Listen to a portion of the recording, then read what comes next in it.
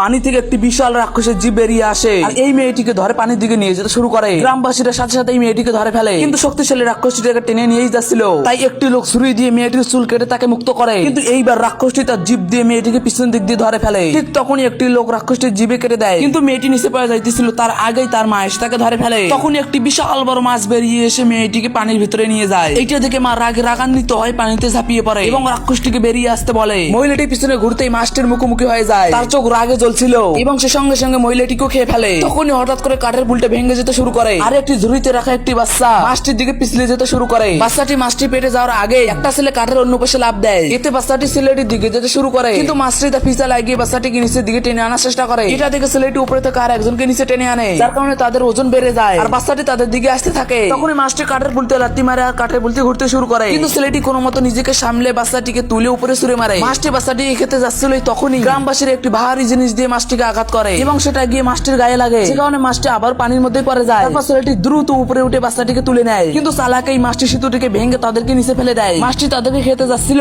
তখনই ছেলেটি আবার কাঠের অন্য পাশে লাফ দেয় আর মাছটির ওজনের কারণে ছেলেটি আবার উপরে উঠে যায় আর এই বিশাল মাছটি সেখানে আটকে পড়ে। তারপর ছেলেটি তার বন্ধুদেরকে নিচে লাফ দিতে বলে যাতে তারা মাছটিকে উপরে উঠে নিয়ে আসতে পারে, কিন্তু মাছটির ওজন ছিল অনেক বেশি, তাই তারা তিনজনে একসাথে লাফ দেয়, কিন্তু এতেও কোনো লাভ হয় না। এটা দেখে গ্রামের সবাই একসাথে লাফিয়ে পড়ে, কিন্তু তারা কোনো মতেই এই মাছটিকে নাড়াতে পারে না। তখনই মাঝি জোরে কাঁপতে শুরু করে, যেন ভূমিকম্প হচ্ছে। হাতির মতো বড় মেয়ে দৌড়ে আসতেছিল, যার কারণে মাটি কাঁপতেছিল। যেই না সে নিচে লাফ দিল, কয়েক টনের এই বড় মাছটি উপরে উঠে যায়। গ্রামের লোকরা অবাক দৃষ্টিতে দেখলো যে মাছটি একটি মানুষের রূপ নিয়েছে। বন্ধুরা, এর পরের পার্ট দেখার জন্য সাবস্ক্রাইব করে কমেন্টে পার্ট 2 লিখে দিন।